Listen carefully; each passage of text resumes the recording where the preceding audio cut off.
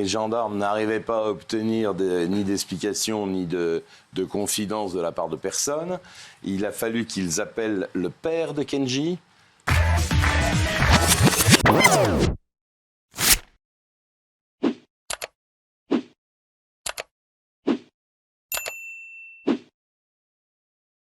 C'est 5h30 du matin, les gendarmes sont prévenus qu'un homme avait été blessé par balle dans un camp de caravane de gens du voyage situé à Biscarros, en bordure d'une petite route départementale, à proximité donc de Biscarros.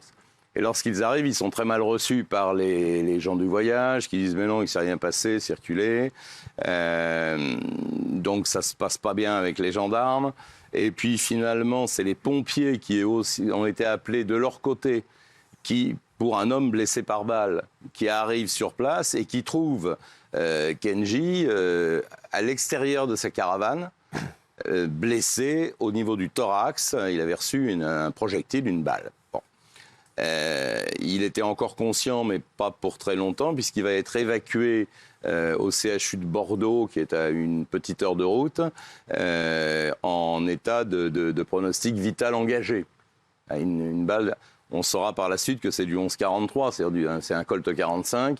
C'est des balles qui sont... Enfin, c'est quasiment des obus, quoi. C'est des armes de guerre de la Deuxième Guerre mondiale. Les Américains utilisaient à l'époque.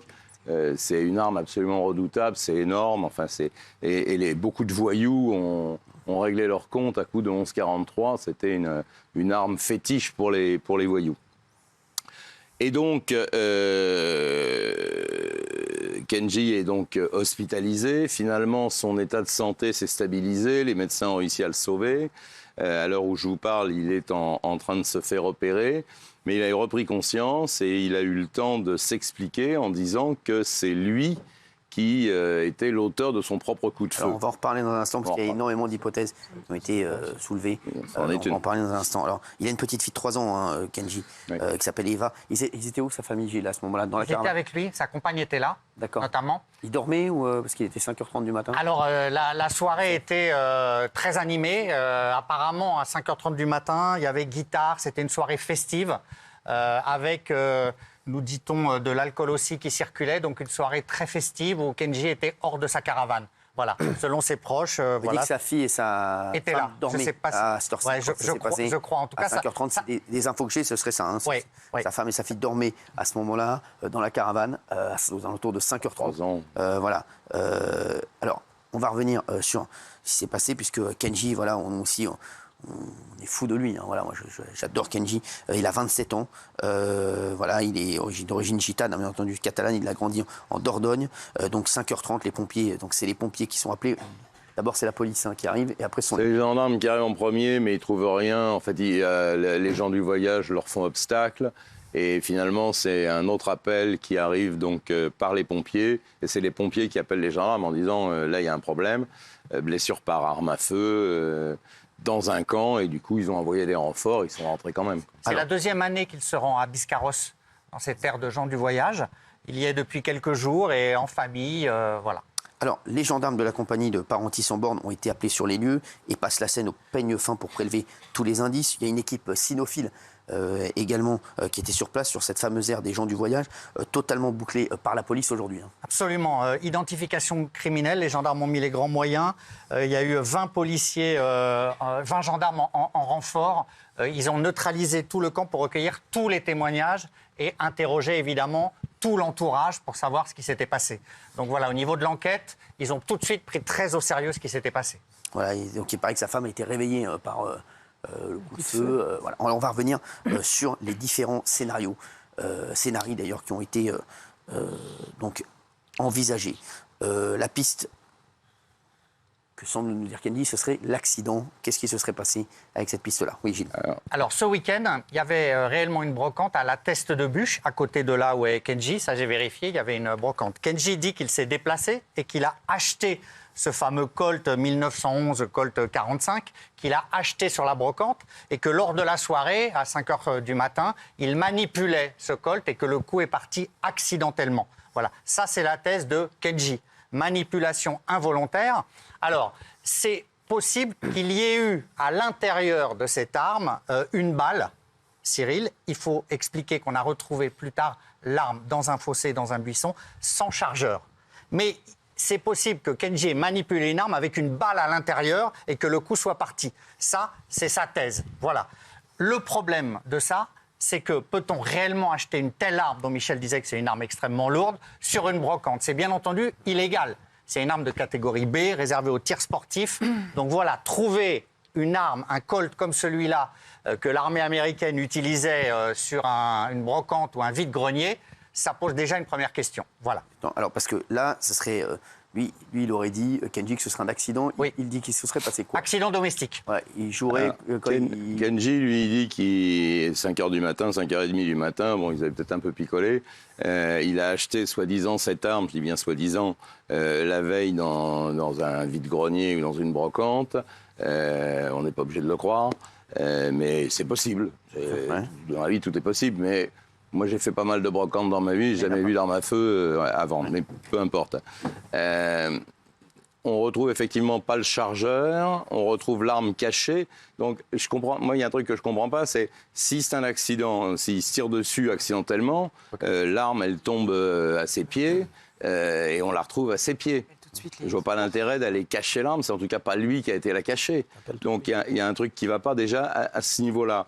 Et effectivement, Gilles le disait tout à l'heure, il y avait des munitions, mais sur un pistolet automatique, on voit pas s'il y a des munitions. C'est pas comme un revolver où on peut voir de face s'il y a les ogives qui dépassent du barillet. Là, un pistolet automatique, c'est dans le manche de l'arme, hein, dans la crosse de l'arme, que se trouve le chargeur. Donc après, il raconte ce qu'il veut. Peut-être qu'il veut pas raconter... Alors justement, la deuxième hypothèse, la tentative de meurtre. Une théorie comme quoi il voudrait couvrir quelqu'un. C'est la théorie de la tentative de meurtre, hein, c'est ça? Théorie de l'omerta chez les gens du voyage, la loi du silence, c'est-à-dire qu'on ne dénonce pas, on ne parle pas. Les enquêteurs travaillaient aussi sur la piste d'une précédente agression de Kenji qui était en 2020 à Chelles. Donc voilà, il a déjà été agressé. Est-ce qu'il y aurait eu une rixe?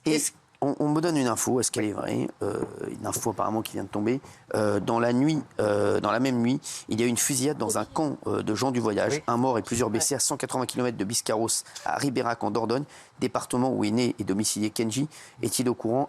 Est-ce que c'est un hasard ou pas? Ça, c'est une info aussi qui... Exactement, bonne info. Pour le moment, il n'y a pas de lien. Vous l'avez dit, un mort, 4 personnes sont en garde à vue. Alors... Là où ça va intéresser les enquêteurs, c'est que Kenji est de Dordogne. D'ailleurs, lui qui a continué à garder le mode de vie des gens du voyage, à se déplacer, il ne vit jamais plus de 4 mois au même endroit. Il a acheté pour sa fille une maison en Dordogne. Et je crois que c'est à Ribérac, vous l'avez dit Cyril. Et Ribérac, il connaît aussi. Donc voilà. Est-ce que les deux seraient liés? Mais pour le moment, les enquêteurs n'ont pas établi de lien. Mais c'est vrai que c'est ce qu'on appelle une coïncidence troublante. Je pense. Voilà. C'est ça. Voilà. Je pense que c'est une coïncidence parce que le match retour, c'est comme ça qu'on dit, était quand même très rapide. Il faut le retrouver, il faut faire la route. Bien sûr. En général, ça prend quelques jours. On parle également d'une dispute. Il y a eu la thèse d'une dispute, soit dispute familiale, soit dispute éventuellement conjugale. Donc du coup, les enquêteurs ont évidemment fait des prélèvements. Hein, la gendarmerie scientifique est venue.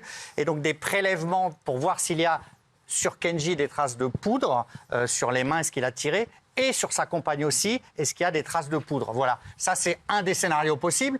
Donc pour le moment, rappelons-le, démenti par Kenji. Hein. Mais les enquêteurs, évidemment, ouvrent toutes les portes. Non, mais alors, justement, sur la balistique, vous avez eu des infos sur la balistique, il faut savoir que de façon systématique, quand il y a un coup de feu tiré, on fait ce qu'on appelle un prélèvement par tamponnoir. C'est une sorte d'autocollant. On fait une trentaine de petits coups de tampon avec l'autocollant pour chercher des résidus de tir qui sont généralement constitués de plomb, de barium ou d'antimoine. Mais il faut savoir aussi que c'est les résidus de poudre, les résidus de tir, quelque chose de très volatile. Et donc il faut faire très vite. S'il suffit qu'on se lave les mains, c'est un petit peu fort et ça disparaît. Et les gendarmes ou les policiers, mais de toute façon c'est les mêmes techniques, généralement prennent les vêtements également, parce que la poudre quand on tire remonte quasiment jusqu'au milieu du bras. Donc ce qui fait que même si on se lave les mains, quelquefois on ne pense pas à... Donc En fait, la réponse, je pense qu'on va l'avoir sous 2-3 jours. On saura si ce que raconte Kenji est vrai ou pas en fonction des résidus de poudre qu'on va ou pas découvrir sur ses mains ou sur les vêtements qu'il portait. Qu'est-ce qu'elles font avec Aya Nakamura? Alors, c'est le hasard total, je vais vous dire. Alors, racontez-nous, parce qu'on a l'impression qu'elles dînent ensemble. Eh ben oui, eh ben non. Non. Il y a Brigitte Macron qui dînait tranquillement avec Hélène Arnaud, comme ça leur arrive parfois. D'accord. Et Aya Nakamura est venue les voir, etc. Et comme elle refuse jamais une photo ou un truc, Madame Macron On a n'a pas une meilleure photo de Brigitte Macron, là, les gars? Et Madame Macron a accepté. Non, mais sans rigoler. Mais elle ne se connaissait pas, parce que même si elle était venue à l'Élysée un 19 février, Aya Nakamura, elle avait juste rencontré le président, mais pas Brigitte, elle ne se connaissait pas. Et quand elle a vu le président, est-ce qu'elle lui a dit « Hello papy, mais qu'est pas ça ?» Mais donc voilà, c'est le hasard. Comme ça peut arriver souvent si vous tombez sur Madame Macron. C'est ça ton histoire? Mais oui, non, parce que c'est nul à chier, sans rigoler, c'est nul à chier. Pendant la pub, il m'a dit, je vais tout te raconter, tu vas voir, c'est incroyable. Brigitte Macron s'est fait piéger, c'est un truc de fou. Justement, parce que... Et là, il arrive, il nous raconte un truc qui est pourri. On est d'accord? C'est pas pourri, c'est que tout le monde a dit partout qu'ils avaient dîné ensemble, ce qu'il faut. D'accord. Elle dînait toutes les deux, elle est venue. Elle savait qu'elle allait la mettre sur Insta, là? Et justement, elle a mis sur Snap et elle a supprimé la story après. Alors, est-ce que c'est parce qu'il y avait un filtre, elle a filtré Brigitte Macron? Est-ce que c'est parce que ça l'a mise mal à l'aise quand tu dis qu'elle s'est fait piéger? Oui, parce que Madame Macron, de toute façon, elle n'est pas sur les réseaux. Oui, mais c'est sorti la vidéo. Non, franchement, non. Mais je crois que c'est elle-même, elle s'est rendue compte que ça prenait des proportions un peu stupides, quoi. Elles se sont juste rencontrées, croisées dans un restaurant. Madame Macron ne refuse jamais de faire une photo, même au restaurant. Même avec Gilles Verdez. Et là, en l'occurrence, Aya Nakamura, qui quand même, va représenter aussi la France bientôt. Donc elle a accepté et c'était dans la bonne humeur et tout ça. C'était pas un drame, sauf qu'après tous les commentaires... Après, c'est la sphère privée, pardon. Dans sa sphère privée, elle a peut-être pas envie d'être oui, mais ça... Qu'on raconte avec qui elle dîne, qu'est-ce qu'elle mange, un paillard de poulet, un poisson... Elle lui a pas demandé l'autorisation en disant est-ce que je peux mettre sur les réseaux? Ça, c'est moyen. Je suis complètement d'accord. Elle a rien demandé. Avec la polémique qui a. C'est pour ça qu'elle a Elle a rien demandé. Mais là, qu'est-ce que vous voulez faire? C'est sorti. Mais Madame Macron, ce matin, était surprise, pour tout vous dire. Comme un Kinder. Mais pas grave non plus, hein. Non, c'est pas un drame. Elle est pas... T'es comme un Kinder, quoi, tranquille. Oui. Country, c'est pas un drame, mais c'est un délicat quand même. Qu'est-ce que tu veux avancer, Gilles Verdez? Tiens, j'aimerais bien que tu lui rentres dedans, là. Oh ben non, moi je suis pour rien, je suis pas dedans. Oui, mais quand même, rentre dedans, quand même. Bernard, il en sait plus que ce qu'il nous dit là, mais c'est souvent comme ça. Il y avait une autre info, là, d'ailleurs. Oui. Non, mais après, c'est Madonna, c'est plus tard. Alors, vas-y, qu'est-ce qu'elle a, Madonna? Mais Madonna, parce qu'il y a un sujet sur Madonna et les caprices de Madonna dans l'émission. Avec Anthony Cavana. Merci beaucoup, avec Anthony Cavana. Attends. Et là, je la regardais dans les yeux. S'il te plaît. Pardon. Oh. S'il te plaît. Alors, s'il vous plaît, Anthony Cavana, Aya Nakamura a passé la soirée avec Brigitte Macron. Donc ça, c'est fait. D'accord. C'est pas vraiment fait, si je puis me permettre. Je pense qu'il a d'autres infos, Bernard. Exactement. Moi aussi, c'est pour ça. On est tous. On est sur notre fin. En fait, la phrase un peu... Non, parce que vous êtes déçus, parce que c'est rien. Où tu dis la vérité. Elle a demandé de supprimer. Non, pas du tout. Non. La phrase un peu choc, c'est que tu as dit qu'elle s'est sentie piégée. C'est grave, c'est ça. Exactement. Moi, la connaissant, oui, elle a dû se sentir piégée, mais elle sourit aussi, elle s'amuse, elle rigole. Elle est dîner avec sa copine. Aya Nakamura débarque. Qu'est-ce que vous faites? Vous l'envoyez balader? Non, jamais de la vie. En plus, Madame Macron a du respect pour tout le monde. Elles ont fait. L'autre, elle a filmé. D'ailleurs, c'est son copain qui filme, Aya. D'accord. Est-ce que Mme Macron t'a dit qu'elle s'était sentie piégée? Non. Donc ça, c'est extrapolation Bernard Montiel. C'est mon interprétation parce que je la connais et que c'est quand même un dîner privé. J'ai une question, Bernard, quand même. Oui. J'aimerais que vous nous dévoiliez tout ce que vous savez. Est-ce qu'il y a un problème avec cette publication? C'est que ça officialise un peu la relation des Macron et Aya Nakamura en vue de sa participation aux Jeux Olympiques. Donc ça peut devenir une affaire politique. Mais donc, j'ai même pas posé ma question, vous répondez non pour me faire taire. Et ça marche pas avec moi. Vous ne ferez pas taire Verdez. Voilà. Vous ne ferez pas taire Verdez. Voilà. Oui. On va parler de la condamnation de Mathilde Panot tout à l'heure aussi. Oui, ça c'est bien. Elle n'est pas encore condamnée. Oui, c'est vrai. Convocation, oui. Calme-toi, t'as raison de défendre ta meuf. Allez, vas-y. Donc Bernard, ça pose un problème politique aujourd'hui. Ça veut dire que ça officialise les relations entre les Macron et Aya Nakamura. Ça fait un peu vous participer aux Jeux Olympiques parce que vous êtes de notre clan. Bernard, tu vois, ça c'est quand même très curieux. Je peux te dire un truc. Oui. Je viens de me rappeler qu'on avait parlé de Mathilde Panot et que j'allais le défoncer. Donc tu peux le défoncer. Vas-y. En fait, vas-y. Non, mais c'est incroyable de politiser un truc qui est rien du tout. Imagine deux copines qui dînent ensemble au resto. Ouais. Tu as Aya Nakamura qui débarque et qui demande, Madame Macron, est-ce qu'on peut faire une image ensemble, etc. Évidemment, c'est Aya Nakamura qui va Non, il n'y a rien de politique là-dedans. Tout est politique, Bernard. Non, Arrêtez. elle n'aurait jamais dû poster. Elle aurait jamais dû poster. Alors tu laisses entendre qu'elles avaient rendez-vous. Elles n'avaient pas rendez-vous. Elle a dîné là, elle sortait. Aya Nakamura. Elle aurait jamais dû poster. Elle avait fini de dîner. La surprise à l'Élysée ce matin, simplement, c'est que ça a été diffusé. Bah oui, bien sûr. Elle aurait jamais dû poster. Ça, c'est pas classe. Voilà, c'est tout. Maintenant, Madame Macron, qui est vraiment adorable, n'a strictement rien dit. Je vais vous dire, je les ai vus ce matin. J'ai demandé moi-même, je dis, qu'est-ce que c'est ce truc-là? C'est bizarre. Elle dit, écoute, qu'est-ce que tu veux faire? Voilà, elle dînait tranquille, elle est arrivée, elle a demandé à faire ça. C'est son copain qui a filmé, enfin un monsieur qui a filmé. Elle rigolait. Bon voilà, en plus elle a mis plein de filtres. C'est que Mme Macron ne fait jamais. De toute façon, elle ne fait rien, elle ne fait pas de photos de toute façon. Mais l'ongle, voilà, mais c'est tout. Donc il n'y a pas à politiser. Vraiment, si.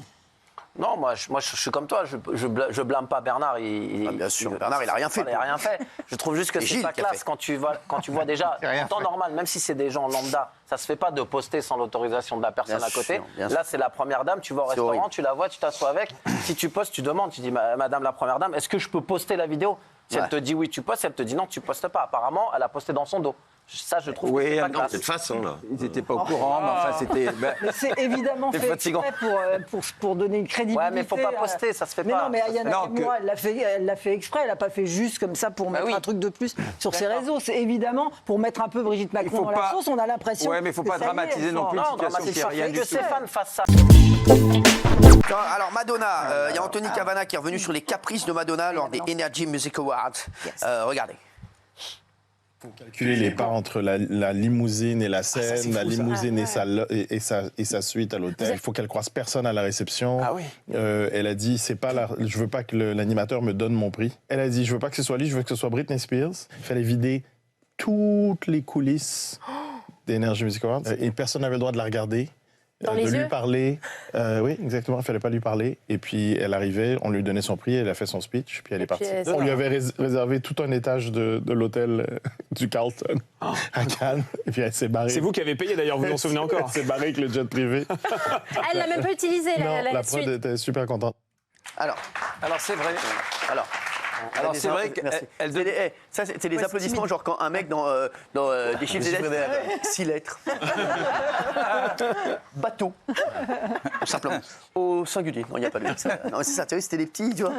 Oui, alors c'est vrai qu'elle demande à ce qu'on ne la regarde pas, qu'on ne lui parle pas, et elle ne veut croiser personne quand elle sort de sa loge, encore récemment à Bercy. Et alors elle demande toujours un truc, et notamment récemment... Alors c'est quoi le scoop? Parce que tout ça, il l'a dit. À l'Accor Arena, oui, non, mais l'Accor Arena, ce qu'elle a demandé, et ça c'est nouveau, elle a demandé une salle entre la scène et sa loge, une salle vide, où elle allait prier tous les jours, juste avant de monter sur scène, avec tout son staff. Ils se mettent en rond, et ils se tiennent la main. T'es sûr qu'ils n'ont pas un jeu avec le jeu des... Non, et ils prient. Le mouchoir. Et ils prient tous ensemble. À la délit des lots. Et ils prient tous ensemble, main dans la main, pendant 10 minutes. Non, c'est pas vrai. À chaque fois, avant de monter sur scène, elle le fait, c'est vrai. Ouais. Moi, je trouvais ça quand même assez particulier, étonnant. Et en 2005, à la Starac, quand elle a participé à la Starac, elle avait dit que si jamais les élèves de la Starac jouaient une fausse note, une mauvaise note, elle ne se montrerait pas, elle ne monterait pas sur scène. Non. Oh, j'adore. Et elle est quand même venue en surprise où elle a chanté avec un des jeunes et ça s'est bien passé. Ouais, c'est bien passé. Je pense qu'elle fait Tommy, mais en vérité, elle est hyper sympa. Ouais. J'adore Madonna, moi. Elle est dure hein, quand même. Hein. Moi, je la connaissais, Steve. Ah oui? Ah bon? Vous connaissiez Madonna? Bien sûr. Mais à quelle occasion vous allez... J'ai ramené à la gare un jour. Quelle gare? Ah ouais? La gare. Elle était en France, elle a été choriste de Patrice. Elle était en France, j'ai ramené à la gare. Kenji, on va revenir dessus parce qu'il y a eu énormément d'éléments sur l'enquête encore aujourd'hui. Kenji va mieux déjà. Ça, c'est sûr, il est sorti d'affaire. Il est sorti d'affaire, c'était une lourde opération, thorax, donc on dit qu'il a également été touché au poumon près du thorax, mais aussi au ventre, aux intestins, voilà, lourde opération, mais il va mieux, il est conscient, il a pu parler à son manager au téléphone, il a pu voir son frère qui est venu le voir, voilà, et il a pu aujourd'hui être interrogé. Très bien. Donc, il a été entendu sur son lit d'hôpital, Kenji, aujourd'hui par les gendarmes de la section de recherche de Pau. Tout à fait. Exactement. Ils sont venus donc à l'hôpital. Et donc, ils l'ont vu seul. Alors, ils l'ont vu peut-être en présence de son avocat, je ne sais pas. En tout cas, il a été entendu à partir de 15h30. L'audition a duré 2h30. Et il semblerait qu'il ait maintenu sa version, à savoir la version accidentelle qu'il donne depuis le départ. Bon, ça ne me surprend pas parce que on en parlait hier. la tradition gitane, dans ce milieu-là, on ne balance pas. Oui. Donc, même si c'est cousu de fil blanc, comme l'histoire de l'arme achetée à la brocante, moi, j'y crois pas une seule seconde. Alors, pas plus que je ne crois. Il a maintenu qu'il s'agissait d'une erreur de manipulation de son arme, Kenji. Oui, il maintient que c'est lui qui avait l'arme et que c'est une erreur de manipulation. Et pour le moment, les enquêteurs eux-mêmes restent sur l'acte individuel. C'est-à-dire que même si l'enquête est ouverte pour tentative d'homicide volontaire, il n'y a aucun élément matériel là, à cette heure-là, qui permet aux enquêteurs de changer, de modifier la version de Kenji ou de la trouver faillible avec des mensonges. Pour le moment, il reste là-dessus. C'est pas ce que j'ai comme info. Vous n'avez pas les bonnes infos, c'est pas ce que j'ai comme info. Et d'ailleurs, le procureur de Mont-de-Marsan fera un communiqué de presse demain, 15h. Oui. Et j'ai pas les mêmes infos que Gilles. Après, peut-être que c'est lui qui a raison. Est-ce que vous avez les mêmes infos que Gilles ? Moi, j'ai eu l'info qu'il y a eu une dispute qui a éclaté entre sa femme et lui lorsqu'il est rentré du casino à 2h40, avant le coup de feu. Et là, on n'est plus trop sur une version accidentelle, mais je ne vais pas mettre la charrue avant les bœufs. Pour l'instant, on n'est pas là. Voilà. On va attendre la conférence. On va attendre la conférence de demain, mais... Enfin, ça commence à prendre une direction, on va dire. Il y a une cinquantaine de membres de la communauté des gens du voyage, dont certains proches du chanteur, qui lui ont rendu visite ce matin à l'hôpital. Absolument, toute la famille est là. Et par rapport aux auditions, Cyril, il y a eu 10 personnes auditionnées. Donc les enquêteurs brassent large pour le moment. Voilà, la soirée, en tout cas, le drame est survenu sur fond d'alcool. Ça, Kenji le reconnaît, tout le monde le reconnaît. Voilà, il avait bu, il est rentré alcoolisé. Ça, c'est sûr. Après, qu'est-ce qui s'est réellement passé dans la caravane ? Ça, l'avenir le dire. Il y a eu encore aujourd'hui cette histoire de tir qui provient bien de la caravane. De l'intérieur de la caravane vers l'extérieur. Voilà. Alors, pour le moment, je crois qu'ils n'ont pas encore retrouvé la balle. Enfin, il y a quelques minutes, ils n'avaient pas encore... À mon avis, ils ne la retrouveront jamais parce que on est en race campagne. C'est de l'intérieur vers l'extérieur. Alors, qu'est-ce qui s'est réellement passé à ce moment-là ? On ne sait pas. Mais ça, le tir vient de l'intérieur de la caravane. Dans la caravane, il y avait qui à ce moment-là ? A priori, sa femme et lui. Ouais. Et sa fille. Et sa fille qui dormait. D'accord. C'est ça. Voilà, ça c'est absolument avéré. Et on les résultats balistiques, justement, de... Normalement, ça prend 2-3 jours. Donc moi, je suis pas... le fait que le procureur de la République annonce une conférence de presse demain dans l'après-midi, j'ai lu aussi que ça pouvait être vendredi, c'est qu'il a des choses à dire. Procureur de la République, il ne fait pas une conférence de presse pour dire on est dans le vent, on ne sait pas ce qui s'est passé, on n'a rien à vous expliquer. Donc je pense qu'ils ont une idée derrière la tête. Je ne serais pas surpris qu'il y ait une garde à vue là dans les heures qui suivent, qui se déclenchent. Ouais. D'accord, c'est ça. Parce que c'est toujours homicide volontaire. Oui. Donc, alors est-ce qu'on peut expliquer ça encore aux téléspectateurs ? Parce que homicide volontaire, c'est pas un accident. Donc, les enquêteurs, ils ont une idée derrière la tête. Oui, ils ont ouvert large parce qu'ils soupçonnent. Enfin, l'idée de l'intervention d'un tiers n'est pas exclue. Mais pour le moment, sur les éléments matériels, c'est pas avéré. Voilà. Mais c'est pas exclu, Cyril, qu'il y ait eu une dispute et qu'à ce moment-là, c'est pas exclu. Michel, là-dessus. Oui, homicide volontaire, ça veut dire ce que ça veut dire. Enfin, tentative d'homicide volontaire, c'est parce qu'il n'est pas mort, et tant mieux pour lui. Et on s'en félicite. Mais c'est une qualification criminelle qui est lourde, qui est grave. C'est une des plus graves. Après, il y a assassinat, c'est-à-dire c'est la préméditation de l'homicide volontaire. Bon, si le parquet ouvre sur tentative d'homicide volontaire, c'est quand même qu'ils ont quelque part derrière la tête une idée et que c'est pas un accident et que c'est pas... si c'est un accident, on pourrait à la limite le poursuivre pour la détention d'une arme de première catégorie, enfin maintenant catégorie B, qui était une arme de guerre. Je pense qu'il y échappera pas de toute façon parce qu'il avait absolument rien à voir, enfin il devait pas avoir cette arme à sa disposition, mais pour l'instant, le principal, c'était de le soigner, c'est surtout de savoir qui a tiré, quoi. Oui, Jean-Michel. Oui, on dit toujours que la personne qui tire a des résidus de poudre sur les mains. Absolument. Parce qu'on n'a toujours pas les résultats. Alors, on n'a pas les résultats, mais on sait que les examens ont été pratiqués à la fois sur lui et sur son épouse. Et ça, c'est imparable. Le problème, c'est si on est l'un à côté de l'autre, il y en a un qui tient la main de l'autre et l'autre qui tire, tout le monde aura de la poudre sur les mains. Ils les ont, ça, les résultats, ces résultats-là Moi, je les ai pas, mais j'espère qu'ils les ont, parce que ça prend 2-3 jours. Vous parliez du tissu aussi, Michel, du tissu du vêtement que la personne porte. Oui, alors ça, c'est bout touchant. Oui. Si vous pointez votre arme là, en touchant avec le canon, et que le coup part, il y aura une petite collerette de brûlure. C'est-à-dire, on le voit d'ailleurs quand un coup de feu part, il y a une flamme qui sort. Et c'est cette flamme qui fait une petite collerette à la fois sur le vêtement et sur la peau. Oui. Ce qui est sûr, c'est qu'il y a eu des tensions, une dispute dans le couple. Ça, c'est recoupé par des témoignages. Donc voilà. Sa femme, elle lui a rendu visite à l'hôpital ou pas? Je sais pas. On sait que son frère y est allé, sa femme, j'ai pas l'info. Je sais pas. On n'a pas l'info. Elle a été entendue, son épouse? Oui, elle a été entendue. Oui, 10 hier. personnes entendues. Famille, proches et les gens qui étaient autour. Voilà.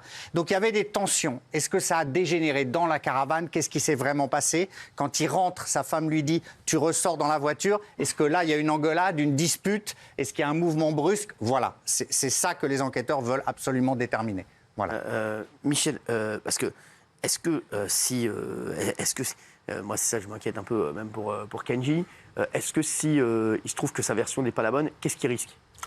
Il fait un faux témoignage. Bon, alors il est victime d'un côté. Oui, voilà. C'est vrai que c'est un membre de sa famille.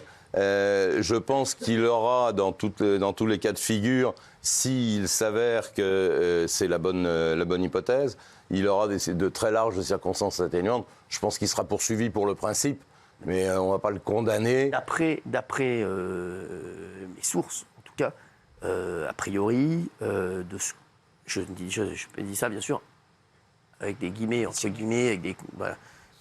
Le procureur demain, vendredi, n'aurait, a priori, je suis pas sûr qu'il aurait la même version. Voilà, voilà. Vous allez voir, il y a 30 extraits, donc c'est un truc de fou. Vous allez voir, ça monte en puissance. Le procureur a ensuite expliqué en détail la blessure de Kenji et il n'hésite pas à dire que c'est un miraculé, Kenji.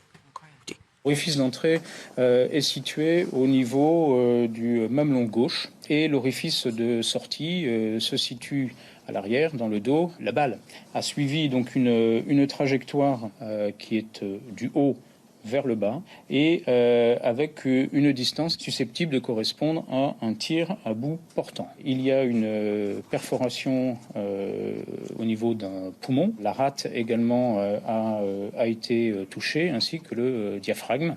C'est un trajet peut-être miraculeux puisqu'il ne touche donc aucun organe vital. Alors, et c'est ce que vous aviez dit, hein, Michel, vous avez dit que c'est passé à 2 cm. Hein. De la colonne vertébrale, enfin, c'est un miraculé. Miraculé, ouais, c'est ça. C'est passé à ça du cœur et à ça de la colonne vertébrale. Enfin, et ça ne casse même pas une côte. Ça passe entre les côtes. Le projectile passe entre les côtes. Enfin, heureusement. Oui, évidemment. Alors, il explique ensuite que la compagne de Kenji est revenue quelques heures plus tard pour ouvrir la caravane et il explique ce qu'il trouve à l'intérieur. Écoutez. À l'intérieur, donc, dans un état tout à fait propre, sans trace de lutte particulière. Il y a du désordre dans la première partie. Dans le salon, en revanche, il y a un lit bébé qui a été plus ou moins posé sur les canapés, mais aucune arme à l'intérieur de la caravane, alors que le coup tiré manifestement l'a été depuis l'intérieur de la caravane. Pas de traces d'étui non plus à l'intérieur de cet espace, à quelque endroit que ce soit. Alors, c'est vrai que là, Gilles, c'est ce qui attire tout de suite leur attention. Bien sûr. Pas d'arme à feu, pas d'étui, alors qu'il y a eu un coup de feu. Donc là, ils commencent à se dire où est l'arme. Voilà. Alors, là, on va rentrer maintenant dans le début de l'enquête. Oui. La version de Kenji. Donc le procureur a ensuite donné les explications de Kenji aux enquêteurs depuis l'hôpital, peu après 8 h du matin. Écoutez. Celui-ci parle d'un accident.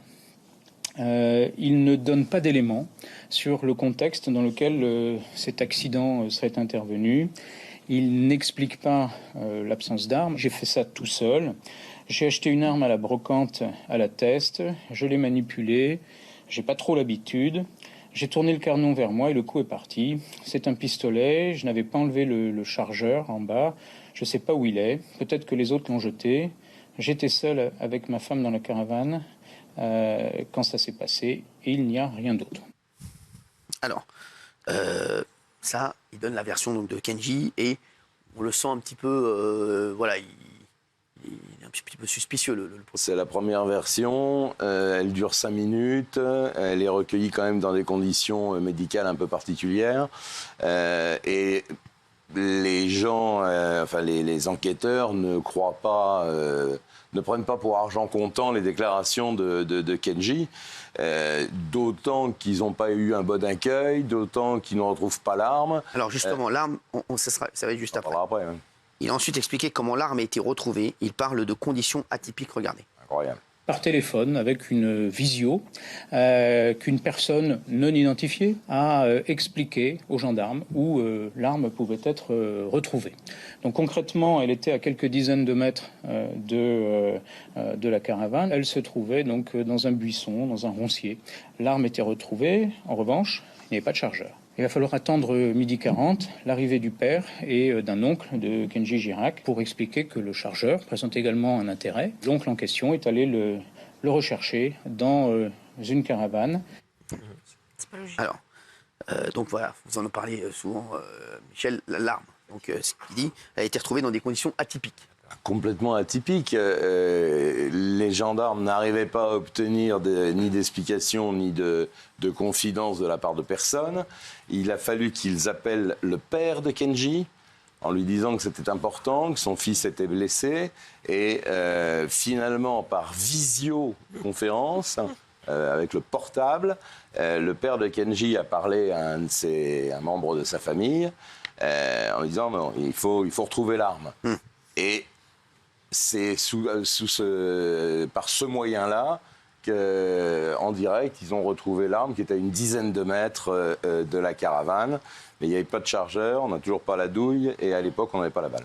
Alors, il a ensuite parlé de l'état de fonctionnement de l'arme et explique qu'il y a plusieurs sûretés dessus.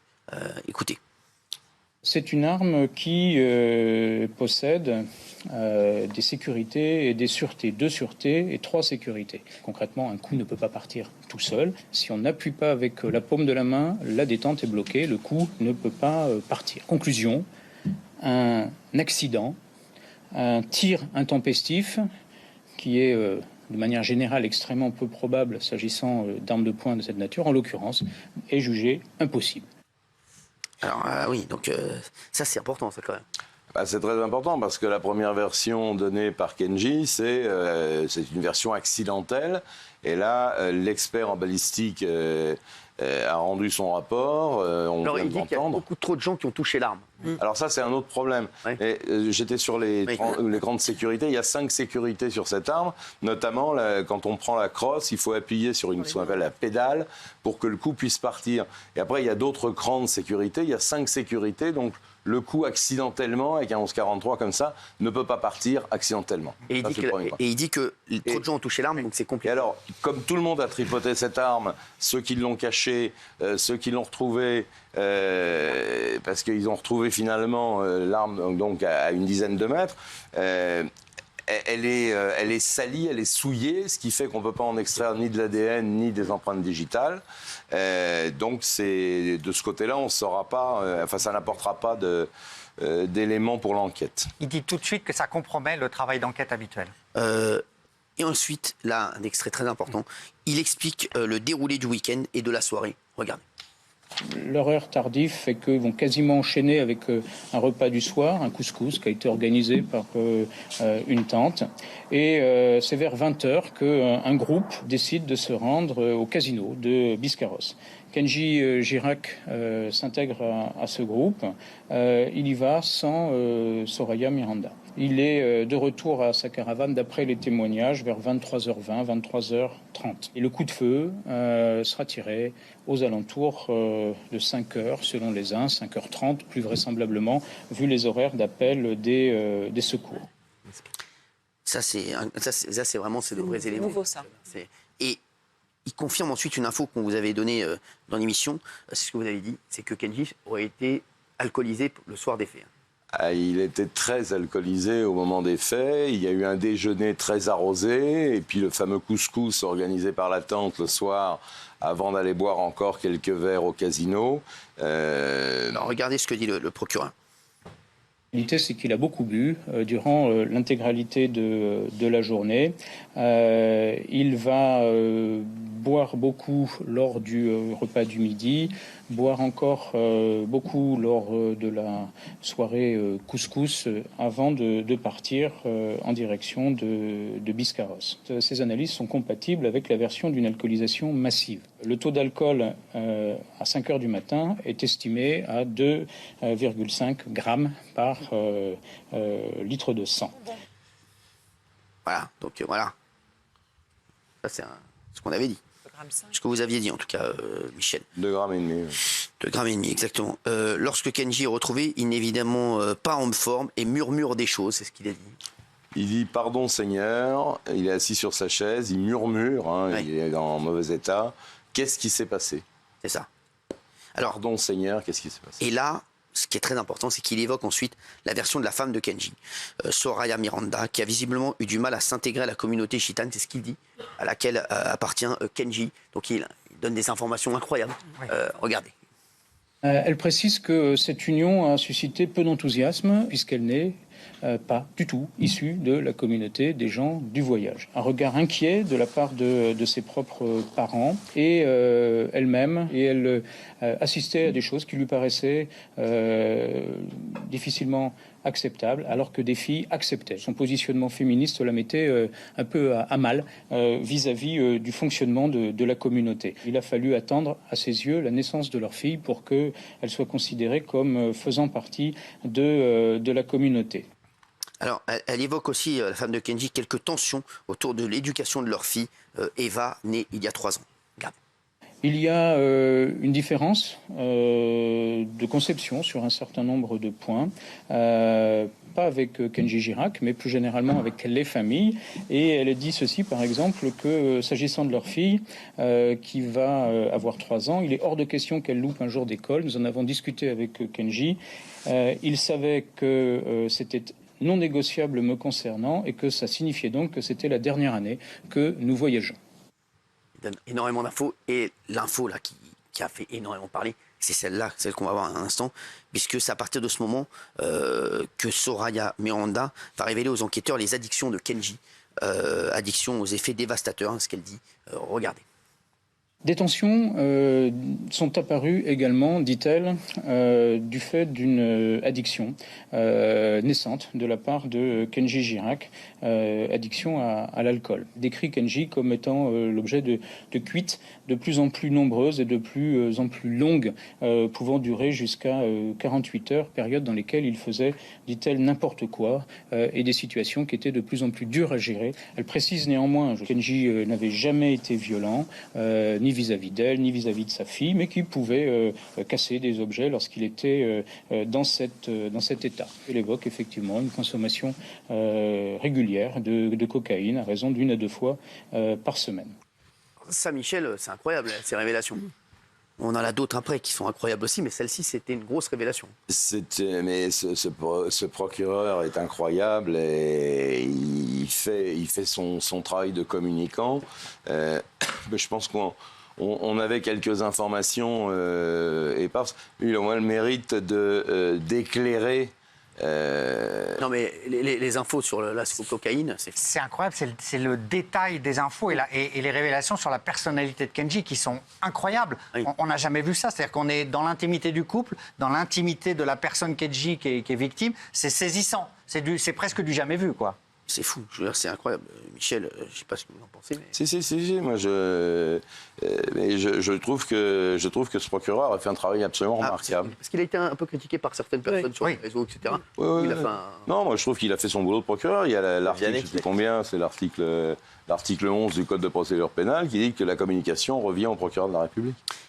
Il raconte ensuite, le procureur raconte ensuite le déroulé de la nuit, selon les déclarations de la femme de Kenji. Une nuit très tendue avec des mots violents et des pleurs. Regardez. Au début de la journée, il était très excité et j'ai vu qu'il voulait boire. Il aurait consommé près d'une douzaine de verres de bière, de ricard, de rosé, de vin rouge, de poire. Cet état dans lequel il était en train de se mettre l'a conduite à passer la nuit seul avec sa fille. Elle précise qu'il est rentré 2h35, manifestement ivre, et qu'ils avaient eu une dispute. Et il s'installe dans sa voiture. Il met à ce moment-là la musique très forte. Elle lui adresse quelques SMS. Il revient dans la caravane. Elle indique qu'elle l'entend pleurer. Lorsque l'enfant est en train de se réendormir, il la réveille de fait à nouveau, tout simplement en lui parlant, ce qui énerve fortement Soraya Miranda. Ce sera soit elle, soit lui, mais que l'un des deux va devoir partir. Il s'énerve, tape dans un mur. Elle va dans la chambre en question et elle indique qu'elle ferme la porte. Et c'est à ce moment-là qu'elle entend un coup de feu. C'est très précis. Hein. Extrêmement précis. Extrêmement précis. Là, on décrit une scène d'un homme ivre qui casse les pieds à sa compagne et qui réveille sa fille de 3 ans. Cette gamine, il est 2h du matin, 3h du matin, elle a besoin de dormir. Elle est réveillée à 2 ou 3 reprises. Elle met son compagnon dehors, donc Gadji, pour qu'il aille écouter sa musique dans la voiture. Et puis il continue, mais il la met tellement fort que finalement, de la caravane, on entend encore le bruit. Donc elle va le sommer par SMS d'aller plus loin.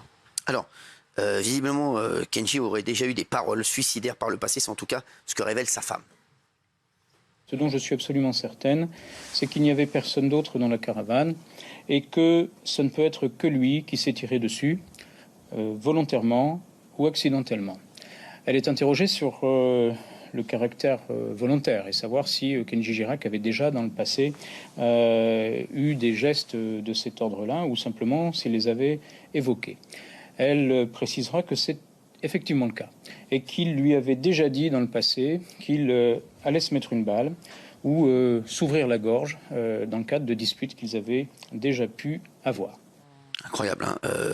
Le procureur a ensuite raconté qu'en fonction de la trajectoire de la balle et de l'analyse de la balistique, l'intervention d'un tiers n'était pas possible. Hein. Donc voilà, c'est ce qu'il a dit, ça. On est d'accord, c'est classé. Les paroles suicidaires de Kenji, ça nous a extrêmement touchés à tous. Hein. Oui. Vraiment. C'est bouleversant et personne ne savait qu'il y avait un mal-être chez Kenji à ce point-là. Et c'est à 16h05 que le procureur va lâcher une bombe énorme. Kenji aurait simulé un suicide pour faire peur à sa femme. Écoutez, ça, c'est une info qu'on n'avait pas. Regardez. Il a indiqué que, en fait, cette impulsion a consisté pour lui à vouloir faire peur à sa femme. Il indique qu'il a eu lui-même très peur quand il a entendu parler de départ, qu'il a eu un moment de panique. En quelque sorte, il a simulé un suicide. Il précise qu'il a alors omis de vérifier si le chargeur comprenait des munitions ou pas. Et c'est volontairement qu'il s'est tiré dessus. Je voulais faire entendre le bruit de la détente à Soraya. Je voulais qu'elle me dise d'arrêter et qu'elle ne parte pas. Et c'est vrai qu'on pense tous à la fille aussi de Kenji. Hein. Eva, la petite de 3 ans. Donc c'est vrai que c'est... voilà, c'est vrai que Kenji a un amour comme tous, hein, tous les papas, pratiquement. Amour fou pour sa fille. Peut-être qu'aussi il a pensé au départ de sa fille. C'est peut-être ça qui l'a mis dans un état pareil aussi. A posteriori, c'est extrêmement émouvant, cette scène. Enfin, on voit quelqu'un de désespéré qui veut se raccrocher à sa femme, à sa famille comme ça, et puis qui en lui a de la détresse. On apprend ensuite que Kenji est revenu sur ses déclarations concernant l'arme. Il ne l'aurait pas acheté à un brocanteur, comme on l'avait dit hier. Il l'aurait acheté à une autre personne. Regardez. Ouais. Il ne prétend plus qu'il l'a acheté dans une brocante.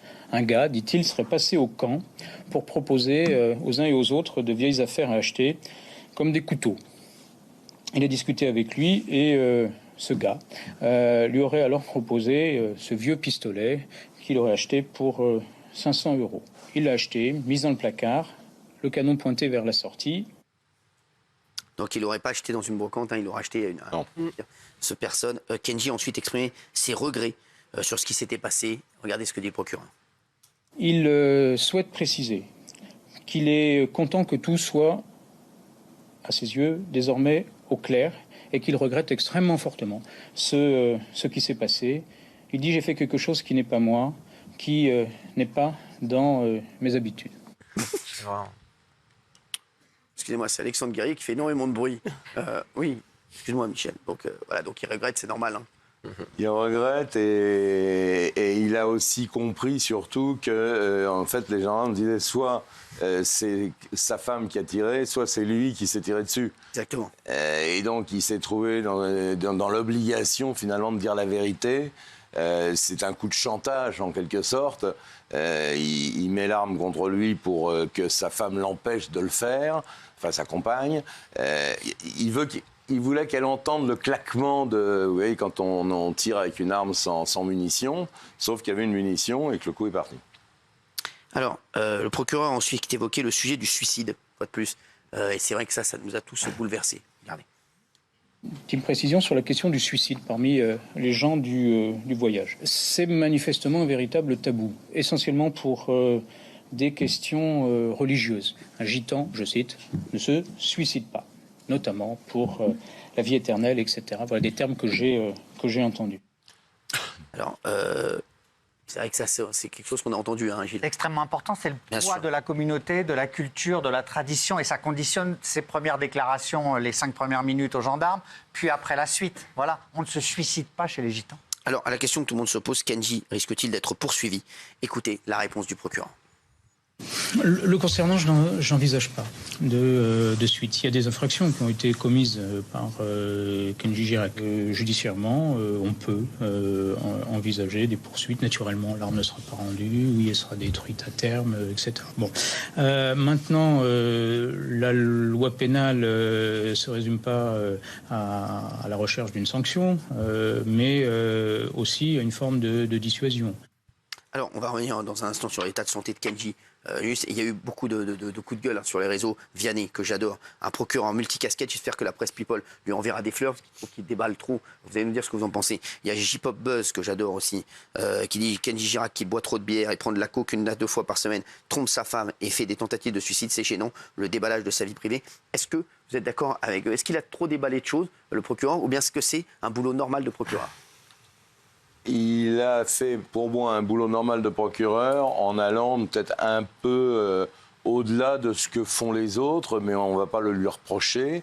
C'est son boulot, une fois de plus, c'est le communicant, c'est la voix de la justice. C'est Kenji est quelqu'un de connu et c'est normal. Et donc c'est normal. Il n'y a pas de. Ouais, moi, je trouve ça normal. À la fin de la conférence, le procureur a donné des nouvelles de l'état de santé de Kenji, avec qui il s'est entretenu juste avant. Regardez, écoutez. J'ai trouvé qu'il avait une bonne voix de quelqu'un qui était en phase de récupération, manifestement fatigué, mais pas de difficulté d'élocution et une reprise. Donc il espère qu'avec de